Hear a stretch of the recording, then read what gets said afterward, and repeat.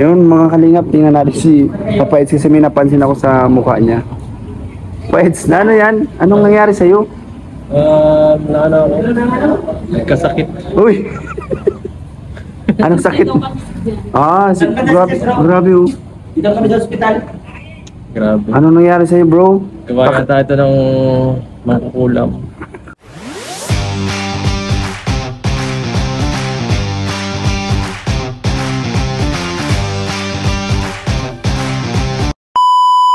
So ayun nga guys mga kalinga, welcome back po sa YouTube channel. At ngayon po papunta po kami ngayon sa bahay ni Beyonce. At may ano po mag-opening po nung kanyang tindahan. At saka birthday din daw po ng kapatid niya.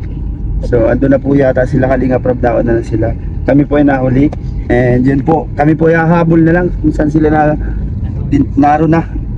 Kasi nakamotor sila kaya mabilis. Pero alam naman namin yung ano, papunta kila Beyonce. Di ba Kuya Pior? Ay! Grabe si Kuya Pior. Bahala na sa map, Google Map na lang. Hindi po mga kalingap. At syempre po sa mga bagong pasok dyan sa aking YouTube channel, Kalingap Beshi po. At huwag niyo po kalimutan i-hit ang notification bell para lagi po kayong updated sa aking mga bagong upload na video. Syempre po huwag po natin kalimutan, syempre ang buong team Kalingap na kasama ko ngayon, sila Kalingap Vincent, Pure Help. Siyempre si Papa Eds. Papa Eds! Oh yo! Si Pinyel Kalingap? Ano? Sweet girl. Yung sweet girl. Sweet girl. May channel ka? Yeah. Ha? At sweet girl talaga? Okay, may channel po pala si anak po yan ni Brother Paas. Kala ko anak ka ni mama mo. Anak ako ni mama. Kanino bang anak? Sino mama? Wala ka naman lahat naman tayo anak ni mama. Ayun po. At kami po ay di pa namin alam kung saan na kami nandoon na lugar. So ayun po mga kalingap. Abangan nyo po yung mga susunod kong i-upload. Thank you po. Bye-bye. Yung nga pala guys, nakalimutan po ako.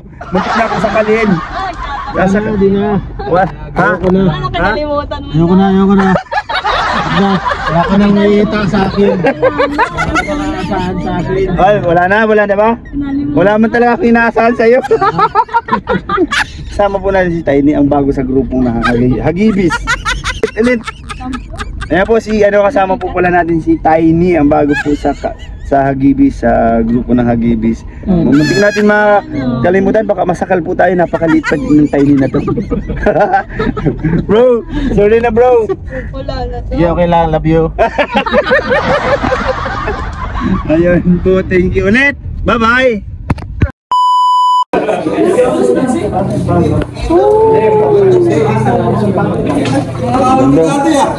Alam mo ta guys. Ayong pag-ano natin dito, ano? Masarap dito. Gusto mo dyan? O gusto mo na magkaganyan? Gusto mong dyan o gusto mo na magkagayan? Gusto ko dito.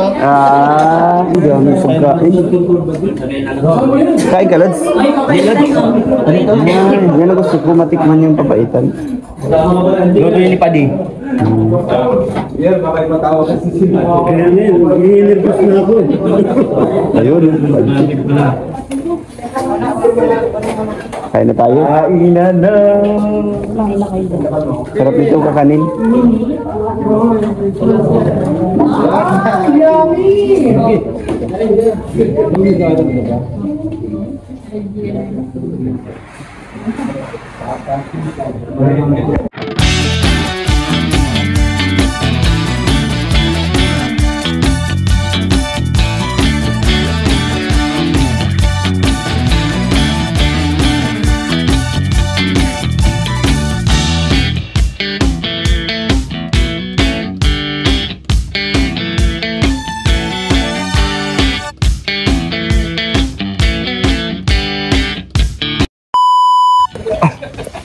Ayun, dito kami sa bahay ngayon ni Beyonce at opening ba ng tindahan?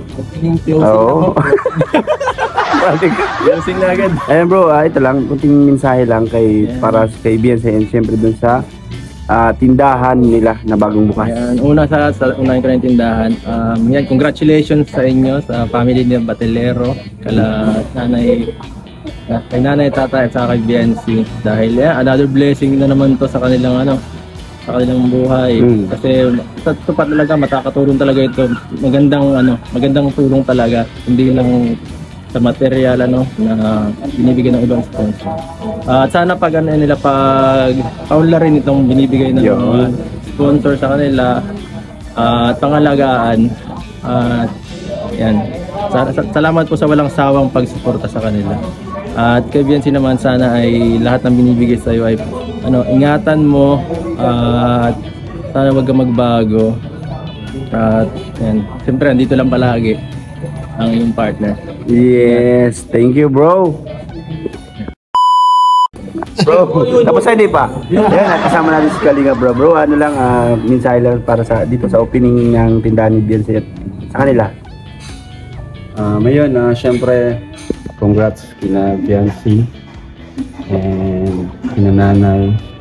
Of course, thank you sa mga sponsors na walang sawang tumutulong kay Biancy. Masasabi ko lang, deserve talaga ni Biancy ito.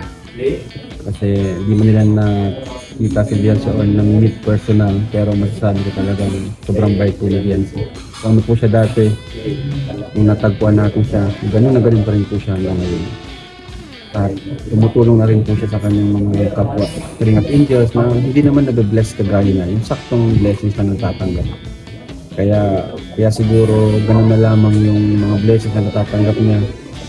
Tapos may similarity sila nila Carla, yung Joy, napaka-humble.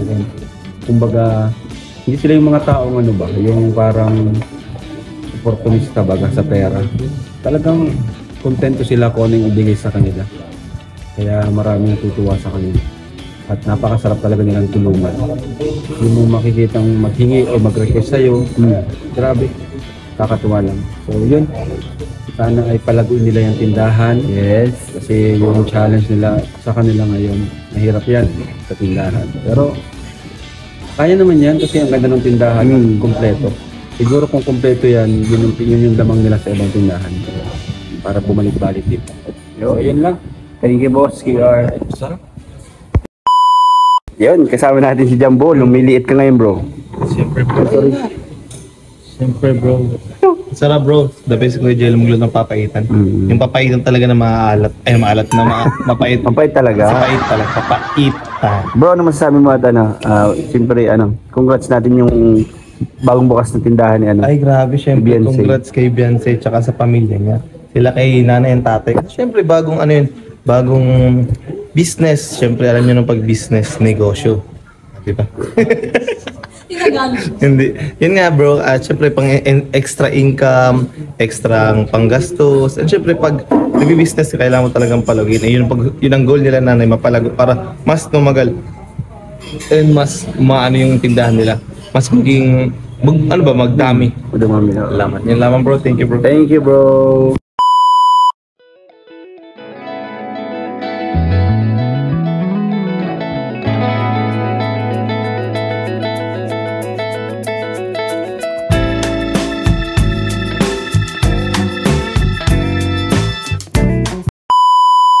So ayun, di ko alam kung saan na kami susunod ulit.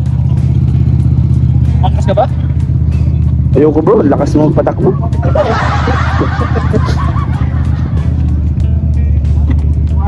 Dumami ba tayo? Dumami? Dati lang. Pasok. Hi. Ang pagkain dito, doon eh. Naman. Ay, bakit natin na ba? Mahal mong isang tao. Dapat inaalagaan. Yes!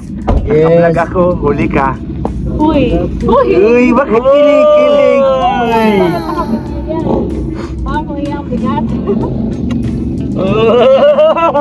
Bakit may camera? Ah, yung kaaway! Huwag kayong mag-away. Magkamilan lang. Oo. Yan nagsisimula nga. Yan nagsisimula. Awayin mo lang ng awayin. Away na itong Na-upload ko ba dito?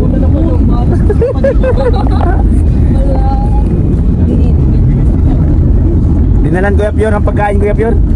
Dinalan? ating nalagyan ko ay Kay mama yan. Tutong, bakit man siya magtatapos na? Eh, Edward, pag napanood mo to, ito na yung mga hinaing sa'yo ni Pingwin.